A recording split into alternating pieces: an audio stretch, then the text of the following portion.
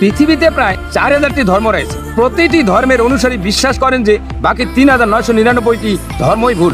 এক মুহূর্তের জন্য এই বিষয়টি নিয়ে ভাবুন। প্রত্যেক মানুষই মনে করে তার ধর্মই চূড়ান্ত সত্য।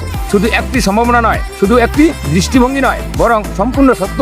কিন্তু এখানে একটি অস্বস্তিকর প্রশ্ন আছে। যদি আপনার জন্ম অন্য কোনো দেশে হতো, তাহলে আপনি অন্য কোনো পরিবারে বড় হতেন এবং আপনাকে অন্য কোনো ধর্ম শেখানো হতো, তাহলে আজ আপনি ঠিক একই দৃঢ় বিশ্বাস নিয়ে সেই ধর্মের পক্ষেই কথা বলবেন। বিশ্বাস অনেক সময় অনুসন্ধানের ফল নয়, বেশিরভাগ ক্ষেত্রেই তা উত্তরাধিকার সূত্রে পাওয়া।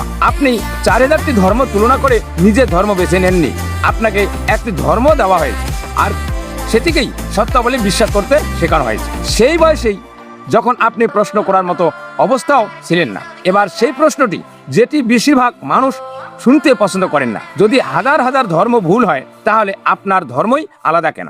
এর কারণ যে কি সত্যি প্রমাণ, নাকি শুধু এই কারণেই যে আপনি সেই ধর্মের মধ্যেই বড় হয়েছেন? আর শেষে শুধু একটি ভাবনা, যদি আপনার জন্ম অন্য কোথাও হতো তাহলে আপনার সত্য হয়তো অন্যরকম হতো, কিন্তু সেই সত্যের উপর আপনার বিশ্বাসও আজকের মতোই সমান দৃঢ় হতো। কি ঠিক বলছি তো?